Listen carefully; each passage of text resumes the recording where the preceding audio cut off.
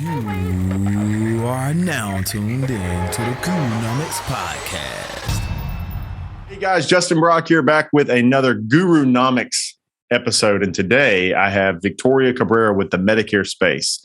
And of course, we've been hanging out for a couple of years. A lot of you have seen her producing awesome content. She's involved in Medicare Con this coming April. And we wanted to have her on to see what she's got cooking, how she's excited for AEP. And today, as we're recording, is the first day of pre-AEP 2021, going into the 2022 plan year. So I'm sure she's busy. So we'll get right into it. Victoria, thank you so much for being here. Yeah, Justin, thanks for having me on. Yeah, it is getting busy around here. So for those agents that are out there, you know, we want to wish them the best, obviously, and a very abundant annual enrollment. So yeah. So thanks for having me on. I'm super excited about it. Absolutely. Well, I think it's funny you say abundant, because this morning I was, driving in and I was listening to really loud rock and roll. I phase into, rock and roll, hip hop, whatever. This morning happened to be like loud rock. And I was thinking about how back in the day, there was not a lot of collaboration between insurance agents. And so they all said, like, I'm out to help Medicare beneficiaries, but they didn't want to help other agents. If you really cared about all Medicare beneficiaries, you wouldn't have such a scarcity mindset. You'd be abundant in how much information, your mindset, having this abundance mindset of thinking, there's so many people, I can't possibly help them all. I want to help other people help more, regardless of what that commerce looks like or whether I'm getting paid for it. But the more that we've shared, you've shared, and the more open you are to help people, regardless of affiliation, it's come back to you tenfold. Plus, even when it doesn't, hopefully that information goes to help somebody in need. And I think that your content and the way that you put things out there is edifying that concept. So what do you, when you have that abundance mindset, what do you think about the scarcity versus abundance mindset? Man, I'm so big on this. And I when I bring on agents and or talk to fellow agents like you guys in the business, one thing I never understood, especially kind of in the cities, when you kind of keep yourself in a box, there's not a lot of sharing going on. It's like the competition. And I never understood it. I don't know if I've always been like that ever since I was young, competitive, but I want everybody to do well. I think it's that yellow in me. But what I've learned is by having that mindset about, look, there's enough to go around, whether it's in money, whether it's in food, whether it's in spiritual, whatever it might be. As long as you continue to keep that mindset, it just flows in. Like my spouse will make fun of me. She's like, "Hey, you got this check in the mail." I'm like, "Oh yeah, what is it?" "Oh, it's like for $1,000. It's like, "What's that for?" It's like randomly, I just get stuff coming to me. And I think it's just because I try never to stay in that scarcity mindset. Right. And I'm always continuing to share. And that's what I love about these events. I've found people like me, finally, that get it, that are not like, what are other people doing? And how can I, we're all competitive, yes, but there's enough room where let's collaborate, let's talk about it, where you don't have to be like that. So that's just the way I am. And I know that's the way you are too. Well, I have a lot of people have influenced me, and I frequently find myself quoting Gary Vee. I don't agree with him on everything. Some of the stuff can be kind of weird, but I do agree with him in this one way. He always phrases how he wants everybody to win. He just wants to win a little bit more, so you can still be competitive and want everybody to do well. And he's not saying like he's going to get mad if somebody beats him, but he's competitive. And the thing about this current, state that we're in is there's so much like opportunity in the marketplace. There's also a ton of talent beginning to flood to fill the void of that opportunity, which is going to drive more competition. And if you don't have a healthy appetite for competition, but friendly competition, you're going to get stressed out and anxious about it, or you're going to close off, and eventually you're not going to do as well. But if you, actually excited that other people win, and then just can also be excited that you can win as well, that's what leads to happiness. So I think that's where that gets off. But that gets me down the rabbit hole, because I was thinking about this morning. You say abundant, and I'm like, hey, let's see what Victoria has to say about that. So, but Victoria, you're going into pre-AEP. Yeah. And you guys, I know you've been building and working on your team and infrastructure. All right. We had some connectivity issues, but we're back with Victoria here, and we were talking about abundance mindset. And I was getting into what Victoria has planned for AEP and how to handle pre-AEP this year. That has become quite the period to try to handle a lot of service work for us to get that out of the way so we can go into actually helping people during AEP. What are you planning for this first 14 days of pre-AEP? To try to stay sane, Justin. No, but I did ever since I joined you guys back in during COVID, it was Medicare Munsters at the time. Now it's MGU, right? Yep, MGU. You guys, you and Bache were big on, hiring people, and it really inspired me to just bite the bullet and start kind of taking the plunge on hiring. And so in the last 4 months, I think I've hired 4 people total, sales, service, a little bit of marketing. So that has really taken a lot off my plate. So this is kind of like the first annual enrollment where I feel like, okay, why am I not crazy right now? Yeah. But I think it's just because I found really, really great staff that takes a lot of those things off my plate. So right now they're just calling on our clients. They're calling on all the leads that are coming in. We're just navigating calls. Our field team is out in the streets, helping set up events. After COVID, it was kind of weird last year. So they're back in retail. They're back out doing events. So just like everybody else, kind of doing the grind, just putting our head down and working. So awesome. That's all we're doing. Well, hey, I love it because, our staff's doubled in the last year, but it was hard in the beginning to decide, like, when do you hire? What are they going to do? What are, all these things. And then once you hire people, it's like, how did I ever live without these people helping with this stuff? So, and you can accomplish so much more because even when we think we're doing so much, even if, and this is something I tell people, it's like, well, nobody's going to do it as good as me. If they do it 80% as good as you, that's fine because it's replicating you. So now you're 180% of what you could do before because you still expand 100% and you find more things to do. You can focus on the things that actually help your business. So hiring is huge. And it's another way, as we have success that we can give back to the country and or the people or whatever, because you're getting to bring more people into your culture. Also keeps it fun to me, keeps me kind of invigorated. I would assume you've experienced that same thing. Yeah, I had posted something recently about our Instagram channel because I think we started off at 2 in June, and I hired somebody that was still in school, and I kind of delegated that to her, and she's done a really good job just managing that every day, growing it. And I think I got a message from some random person trying to, of course, we could do it better and we could do it, faster. And I'm just not about that. Like, if you start learning who I am, I'm like, man, I care about my people. And I love results. I'm a very results driven person. But at the end of the day, like, I really do care about people sometimes more than my bottom line. And with that, I think that's what brings out a good team. You know that. You've kind of created that type of culture around your business. But I think it's just key to have good people that you trust. And if you treat them with that level of respect, you just kind of start attracting that in your business. And I really do encourage people out there that are looking to grow, have your deal breakers, but also have their best interest first, and at the end of the day, it is your business. Nobody's going to treat your business like you, but you can find people that care about it enough, just like you. So if that makes sense. If you have the right culture and you have a, I feel like if you have an atmosphere and a mission and and a friendship with the people that you're working with, just because they're working for you doesn't mean that they can't, begin to feel like some sort of responsibility for the growth of it. It's like, and this happens. I was talking to Matt Zapala the other day about, in the military, I didn't own the Marine Corps, it wasn't my thing. Everybody that's in the Marine Corps has some sort of they feel like a sense of pride about the overall mission. And you can do that in everything. You could create that in hey, we're a coffee company and grinding up coffee brands, and we're going to make the best coffee out there, and we're going to get it to people at the best rates and the best. Mm-hmm.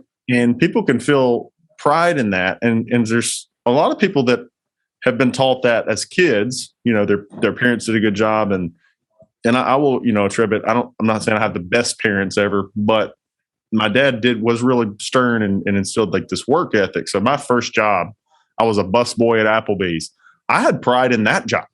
I was like, I'm going to be the best, and it's been every job I've had. I felt that. But then other people, you have to think maybe weren't taught that, but you can be the person to give them that. You can be the person to like help them feel the pride in what they're doing as part of your team. And I think that's really rewarding too. Finding somebody that maybe didn't learn the same exact work ethic or pride in work or understanding that feeling part of a team, make them part of that. And then they're like family. So, I think it's huge. And I know that you do a good job at that because it's just your personality. Yeah. Yeah, that really is. I'm willing to not get rid of you. I hate to say that because I don't like the word boss and micromanage. I don't like that.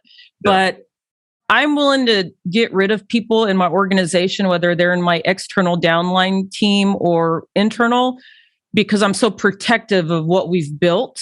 And even if one little bad seed, like a bad attitude, negativity, that's like my deal breaker. I don't deal with that. If you were to ask anybody in my office, what's Victoria's deal breaker? Like, what does she dislike the most? They'll tell you when you make excuses and you're negative because I just don't like it. It just brings down the morale of the whole team. And when you look at it, like you guys, Medicare Gurus, right? Oh, I'm associated with Medicare Gurus. You've built a culture around this where they're proud, where if you build a team and you have a lot of, mediocre people, do you really want to say that you're a part of that team? Yeah. It's like, I don't know how to relay in sports because I haven't watched sports a lot lately, but it's like you want to be a part of something bigger. And sometimes when you have a bad seed in there, sometimes you just got to get rid of it or get rid of them, regardless of how much revenue or how much money that brings you. And for me, yes, I have big goals. I have big monetary goals, but at the end of the day, like my people, I care about my people more than when I'm looking at my bank account, like what comes in. And so, I'm just very protective around that. So we have right now 2 offices in Tupelo. We're working on building a building where we can consolidate them into multiple floors, but then it'll just be a floor difference. But right now, the one office is where like all my walk-in traffic and typically most of our call-ins are directed. Mm-hmm. And so I always say there's 5 agents in there and 3 support staff in that office.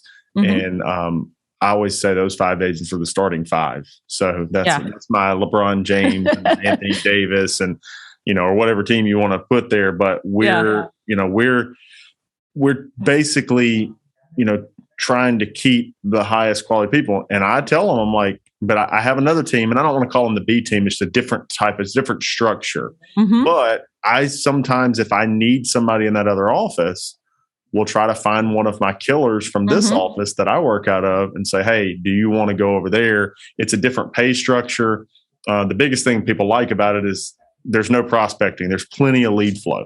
But I don't need all my agents over there because there's only so much lead flow I can get to just like walk in the door and call in, right? Mm-hmm. And so I use that sports analogy in that way to reward it. But it's the same concept. You want no negativity because that can bring the entire group down. You got one person making excuses. Oh, the leads are bad. Then another one starts saying, oh, it's the lead's fault, and it's not the lead's fault. It's and this is something Bache used to say is that good agents or winners always look at if there's a negative outcome, what can I personally do to make the outcome better?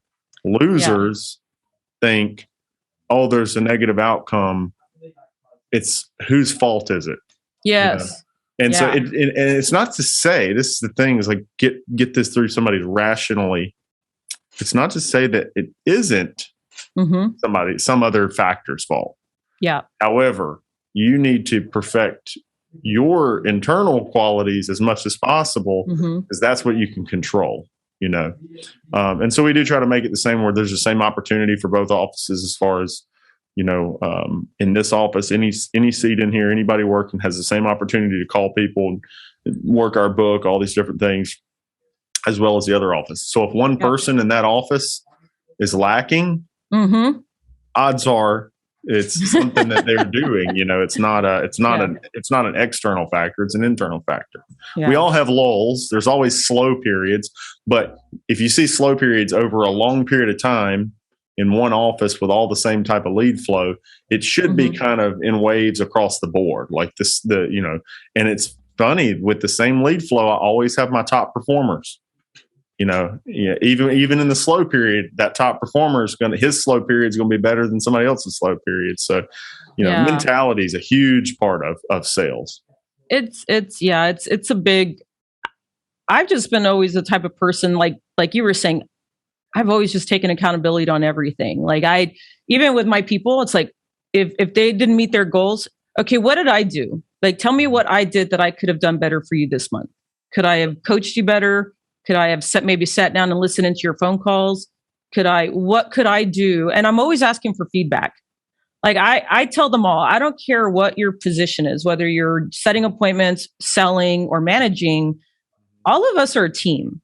There's nobody that, even if this person makes more than this person, that doesn't matter to me, because we're all a part of one goal, and that's to help the client.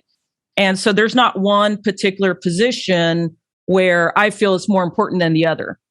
And so when we start thinking together as a team, every single part of the process is just as important as the next person. And I really try to build that around the office. And I think that's why we get along so much around here, and we are a big family. And as we build, everybody's holding each other accountable. Did you get your sales this month? Did you set your appointments? Did you get your transfers? And so we're all holding each other accountable. But at the end of the day, that does come back to kind of the leadership too, right? Yeah. Because if you're not setting that example in the beginning, how do you expect to get the results if you're not really taking accountability for everything at the end of the day? So we try. That's just the way I am. That sales team where we want them to be competitive with each other, but also in a capacity where we heavily encourage them all to help one another as well. And so, I always compare it to like a car lot. If you're going to a car lot, it's like they're fighting over the people that drive on the lot.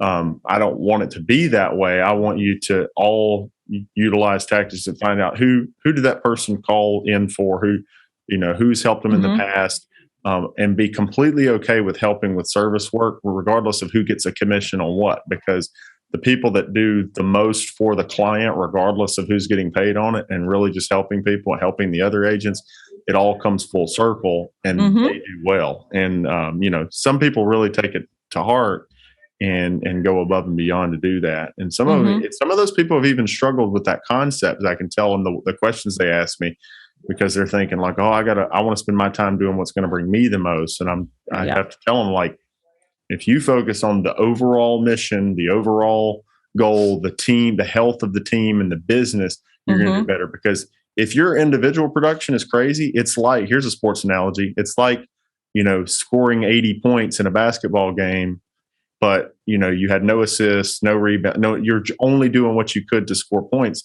There's a point where the other team could beat you with you scoring, 50, 60 points, just because you didn't play you were just taking every shot. You know what I mean? And so we've had that where I've had an agent in the past that would stay after. They were working longer hours than everybody else, soaking up more leads with less closing potential because they weren't as good at sales. They weren't good at working on themselves. So they would just take up more lead flow. Well, as the business owner, that costs me more money because I'm paying for that lead flow, but you're closing a lower percentage. Yeah. I would rather that go to voicemail and it get divided up amongst all the agents the next day, and I have an equal playing field for agents that are better at honing their craft to, close that. So a lot of deals there. So Victoria, you're going to be in Houston, right?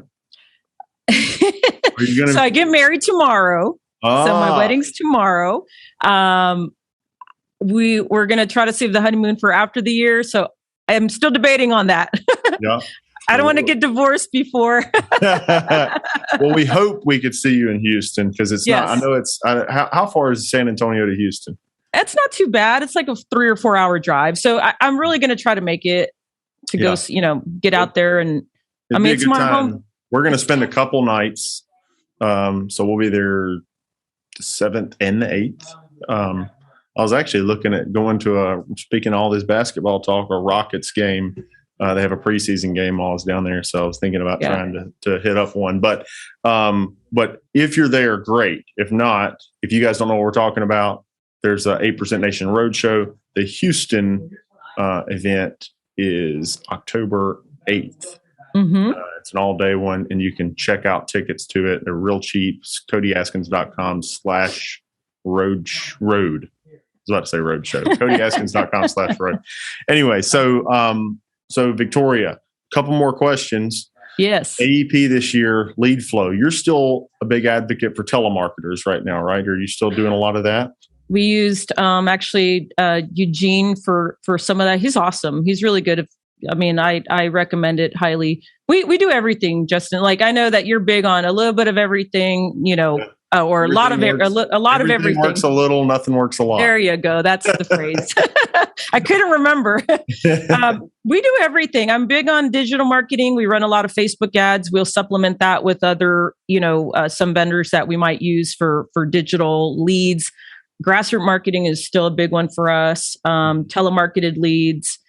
We are now getting organic traffic from our website. So just every little thing, but we're big on social media, digital marketing ads, things like that. So, but I don't try to put all my eggs in one basket. In fact, sometimes we'll have leads that I don't like to say don't get work because we have so many coming in from another source that are a little bit more priority. Mm-hmm. So, but it's just, what I've learned is you just got to invest. If you're not investing, you're really not growing. When I was thinking in that smaller mindset of just me, like, okay, I'll go work my, retail and I'll go run my home appointments. And for me, I had to step out of the sales role this year because I really am trying to focus on growing the business. And so my job is really driving revenue to the business by learning the marketing side, right? And driving that revenue to our sales people that are here. But it's been a ride, but we do everything. There's nothing that really works better than the next. Yeah. And you don't want to pigeonhole yourself in one thing because that thing can go away like that, right? Yeah. Like last year, our retail went away like that. So we focused a lot on digital. Right. You just never know what can happen. So you always want to just dabble in a little bit of every marketing piece that there is, in my opinion. But that's how we do things. The recent Go Health CEO interview? Did you hear about that? I didn't catch the interview, but I saw the article that was out. Yeah. So he was on the Jim Cramer show on CNBC, whatever that was, Money Talks or Money Matters or whatever it is. And I believe it was Jim that asked him, he said, your persistency is atrocious. It's 3 years is what their average persistency was, which is terrible because even some of the other big call centers, which I thought was really bad, were in the 4.5 years. But at least there they could still have a profit margin. But at 3 years, the amount some of these people are spending, there's not even any profit in it. And so we all are in the lifetime renewal space. Do you see, based on the lead strategies, I know you said nothing works more than others. And so there's some truth to that because, it's all okay, one might have a higher closing ratio, but then this one's got a lower cost to it. One requires a lot of time, but maybe the persistency is higher because you were grassroots marketing and building a relationship, all these different variables, which is probably really good for the health of your business because you're going to have that mixed persistency based on it. Do you see that being a factor, long-term persistency? I think businesses like yours and mine do way better in the persistency realm than call centers because we're not just trying to scale and write as many as people as fast. We're trying to build a business that helps the people forever. So your persistency right now, long term, is it looked healthy? It's healthy. I think, yes, it's healthy, especially because we were a lot of community relationships, provider relations, things like that. And then you get those referrals and that inbound, like, hey, we saw you on Facebook. We saw you here. When we're trying to scale, like right now, we're kind of in let's see what's working. I noticed that there's certain things, like, for example, if we're buying leads from a vendor, right? Those are not going to be as good as if you generated it yourself, right? Because they're seeing your face, your name. So I could see if you kept that as a long-term structure, how the persistency wouldn't be as good as if you were doing it yourself. But I still think it's important because you could use that to fund your branding, right? And I know you're big on that.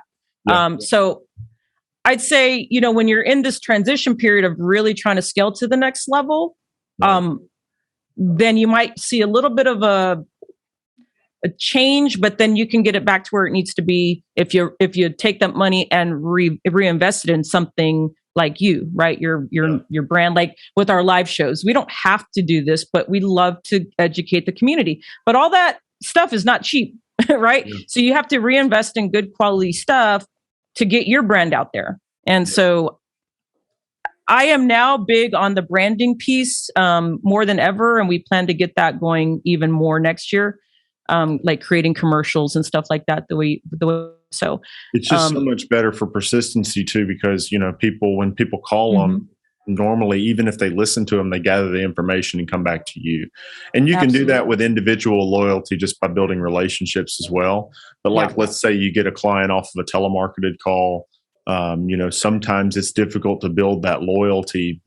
But if you're getting them off of something where they're like, hey, I saw you here and here, or you call them and they're like, yeah, I saw you guys on TV.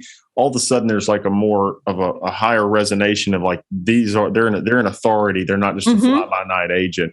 And it really helps. So one of the things that I was thinking this morning, I was thinking about this abundance and scarcity mindset we were talking about is, some of these people are afraid to tell you what they're doing because it's trickish, and I think call centers are, typically they'll have something going and it's kind of a trick, right?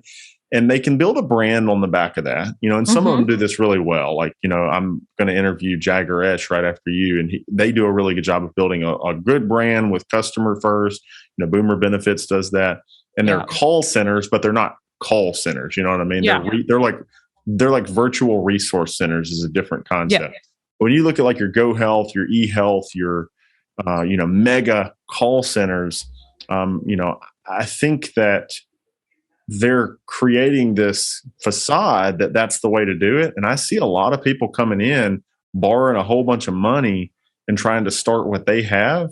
And now some of these reports are coming out and like, hey, that's not the way to do it because they're writing business. And then people that are having local resource communities, you're the reason, Victoria, that Go Health's persistency is 3 years because eventually they find somebody in their community that cares. And so I believe the future of Medicare is like localized, smaller regional resource centers with the ability to get involved in the community and do business by phone.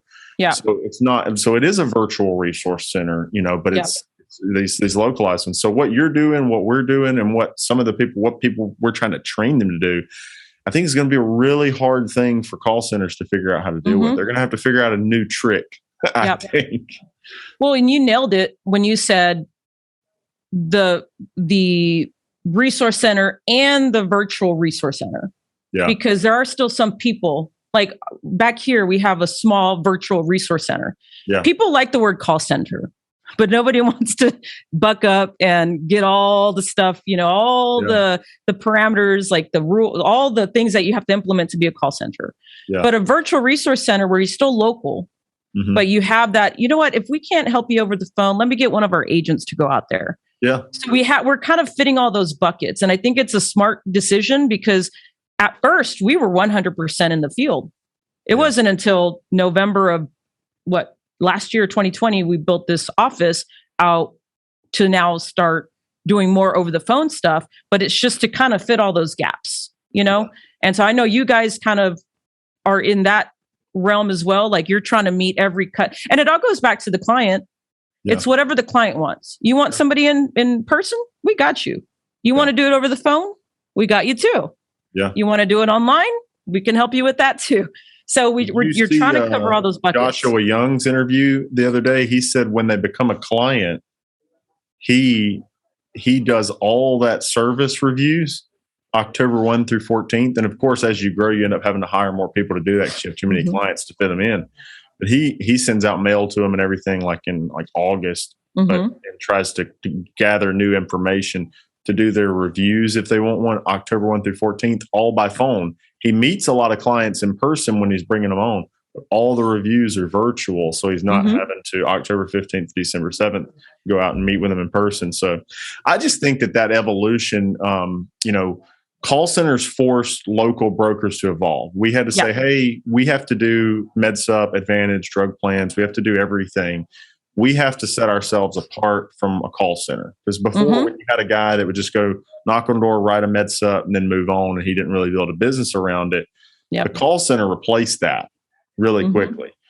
What the call center can't replace is a local resource center that is hyper familiar with the market that they're in. Call centers just going to have a really difficult time replacing that type of service. And I think that's why the service industry is strong, is people want local. Even Google wants to send their users to somebody local when somebody's local is relevant enough to send them to, because they know the user experience is typically slightly better if somebody's in their backyard, or at least close by. So, well, I believe in it all. I know. I do too. I mean, we want to be virtual and want to help people. And so what we'll do is we build that brand in an area. And then when we develop lead flow and call them, and then we're calling on behalf of that brand, they're already familiar with the brand. So the closing ratio is super high. So we get a really high concentration into one small area.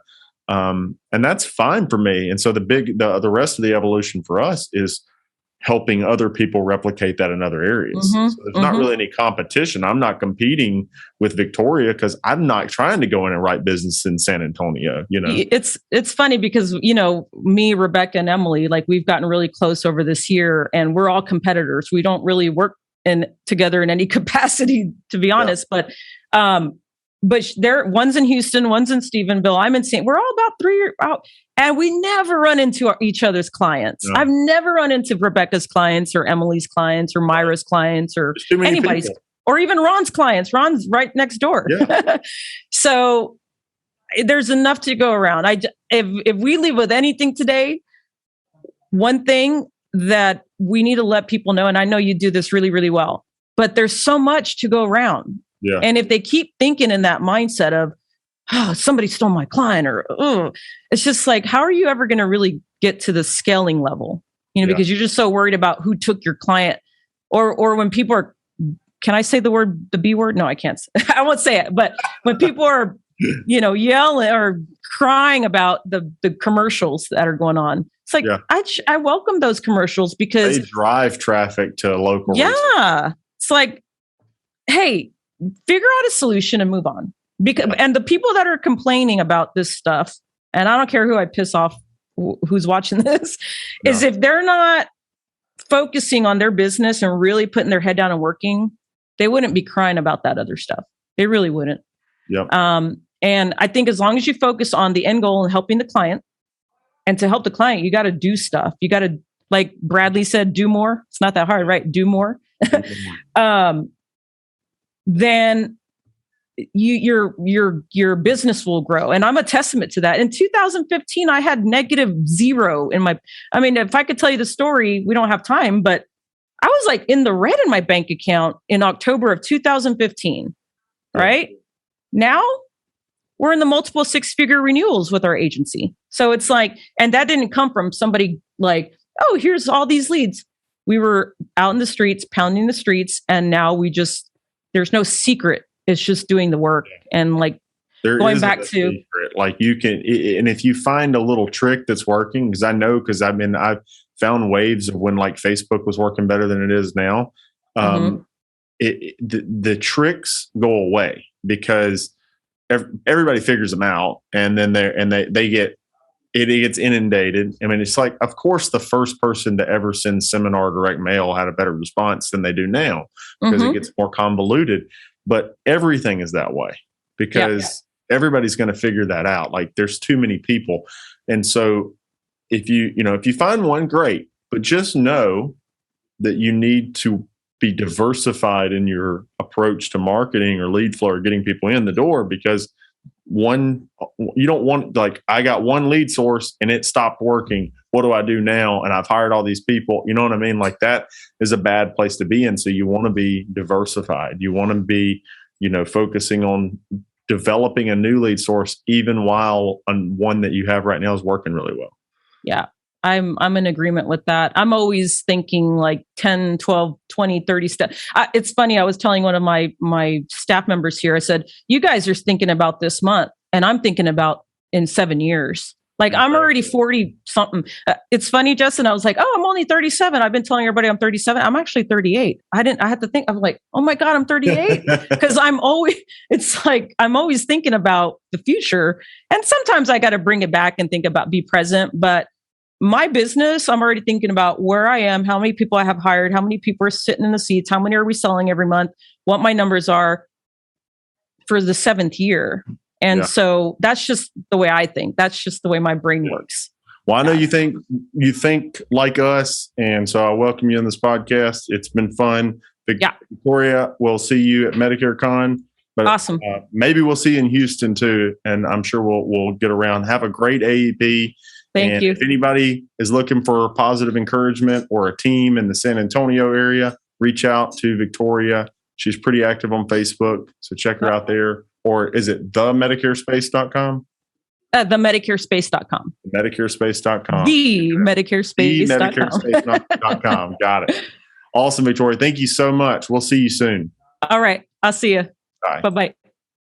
Did you subscribe to the YouTube channel? Did you like the video? Please turn your notifications on and head over here to our next video. And if you haven't joined our Facebook group, check out Medicare Gurus. It's over 7,000 members strong currently, and there's tons and tons, a wealth of information and knowledge from experienced agents as well as new agents that you can find and help shepherd. So thank you guys so much for watching. Check this video out right here.